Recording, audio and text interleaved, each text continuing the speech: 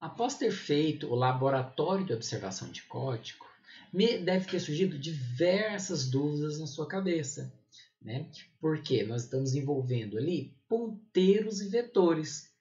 Vamos explicar algumas coisas que aconteceram durante o laboratório? Bom, primeira coisa, você deve estar se perguntando, professor, como é que foi possível fazer a alteração de dados de um vetor usando o ponteiro? Ou até mesmo, né, como foi possível acessar os dados de um vetor, de uma determinada posição de um vetor, através do ponteiro, né? Bom, na linguagem C, ponteiros e vetores, eles possuem uma relação muito estreita, eles são muito próximas. Assim, qualquer operação que pode ser feita com índices de um vetor, pode ser feita com operações de ponteiros. Por que isso? Porque o compilador, né, na hora que ele vai executar o seu programa, ele transforma aquele código utilizando vetores em um conjunto de operações de ponteiros, pois esta é a forma como ele compreende o programa, né? Então, é como a gente diz que a linguagem de ponteiros está mais próxima da arquitetura do computador. Então vamos considerar o nosso conjunto de memória, né, o nosso quadro aqui, como um conjunto de posições de memória, um conjunto de bytes disponível para o nosso programa, ok? E então eu solicito a execução da instrução vetor e com 5 elementos. Então, int, vetor, e entre colchetes, o número 5. O que significa isso? Significa que o nosso computador ele vai precisar alocar 5 posições de inteiro. Cada inteiro possui 4 bytes. Assim, 5 vezes 4 são 20. Logo, só é necessário reservar 20 bytes para representar esse vetor. O computador, então, irá procurar 20 posições sequenciais juntas. Por isso que nós chamamos de vetor de memória sequencial. Ele vai procurar 20 para serem alocadas a essa variável que nós chamamos de vetor. Bom, então vamos considerar que ele vai pegar da posição 010, do byte do endereço 010, até o endereço 029. Assim, a nossa variável vetor, né, vai ficar representada da seguinte forma na nossa memória, né? Do 010 ao 03, a posição 0. Do endereço 014 ao 17, vai representar a posição 1 do nosso vetor. Do 018 ao 021, a posição 2 do nosso vetor. Do endereço 022 ao 025, a posição 3 do nosso vetor. Do endereço 026 ao 029, vai ser a posição 4 do nosso vetor. Como a linguagem C começa a enumerar da posição 0, então vai de 0 a 4, né? Aqui os elementos do nosso vetor. E assim, então, eu tenho 5 posições para guardar os elementos que vão compor esse vetor. Bom, como o nosso vetor começa na posição 010, então, na tabela que relaciona variável e endereço, a variável vetor, né, ela vai começar no endereço 010. Compreenderam? Bom, então, a partir daí, essas posições, né, esses bytes, estão reservados para a variável vetor. Quando eu faço vetor posição 0 recebe 1, quer dizer, eu quero colocar na posição 0 do meu vetor o valor 1. O que o computador vai fazer? Ele vai encontrar onde é a posição 0. Né? Se nós pegarmos e lembrarmos da figura exibida anteriormente, a posição 0 compreende entre o byte 010 e o 013. E vai ser nesse conjunto de bytes que ele vai guardar o número 1. Bom, mas como é que ele faz isso? Então, o que ele vai precisar fazer? Ele vai precisar converter essa chamada, essa instrução, né, vetor entre colchetes o número 0, numa chamada, num cálculo de ponteiros. Como é que ele faz isso? Então, ele vai pegar o vetor, né, a palavra vetor, né, mais 0, que é a posição que a gente quer acessar, multiplicado pela quantidade de bytes que um inteiro necessita. Nesse caso, são 4 bytes. Né?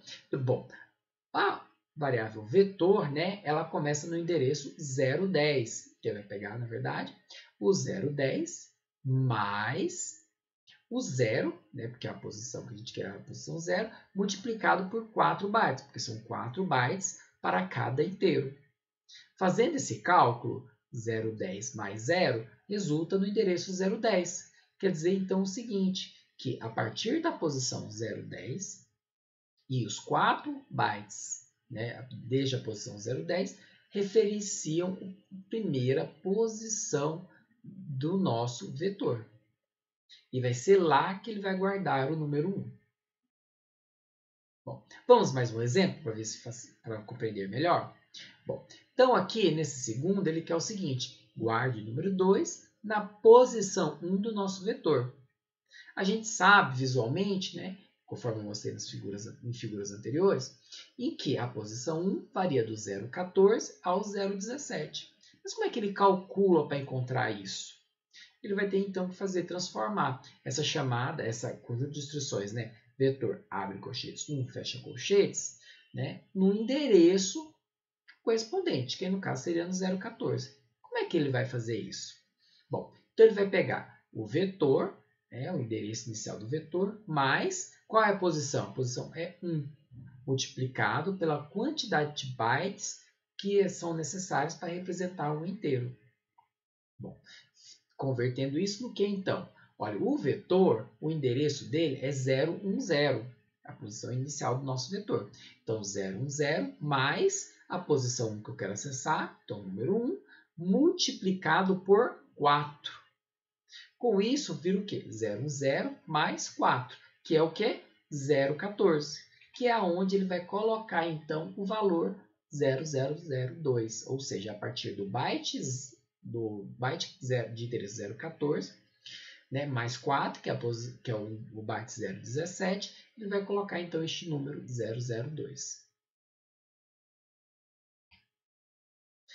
Você deve estar se perguntando, professor, então é possível manipular um vetor apenas com ponteiros? Sim.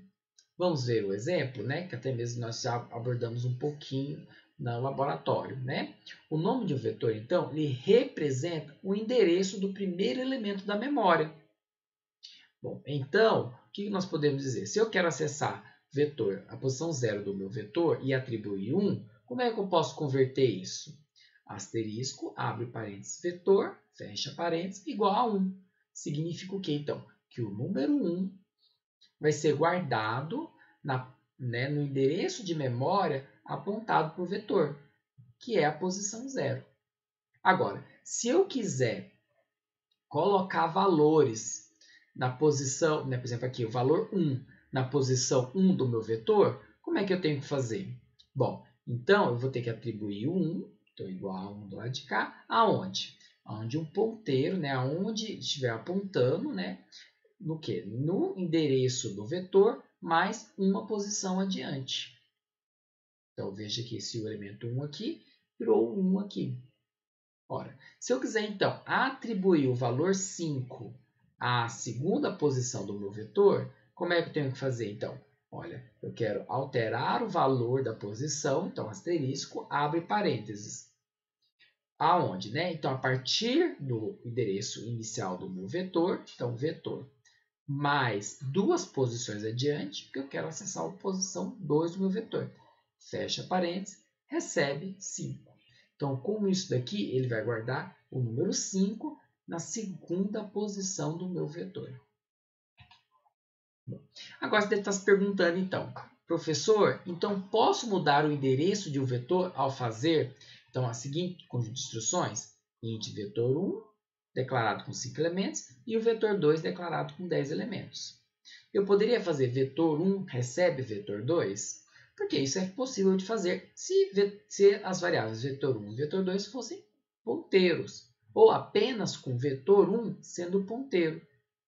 Bom, mas, entretanto, quando eu declaro o vetor, não é possível alterar a posição inicial do vetor, ou seja, não é possível alterar o valor lá, né, do endereço da variável que é do tipo vetor, porque quando Então, essa instrução é inválida. Por quê? Porque quando eu crio um vetor, declaro um vetor, né, a variável vetor aqui, então vetor 1 e vetor 2, elas vão ser constantes, o que não permite alterar o valor, né, do endereço a qual vetor 1 e vetor 2 apontam. Bom, espero que vocês tenham compreendido que existe uma relação entre ponteiros e vetores.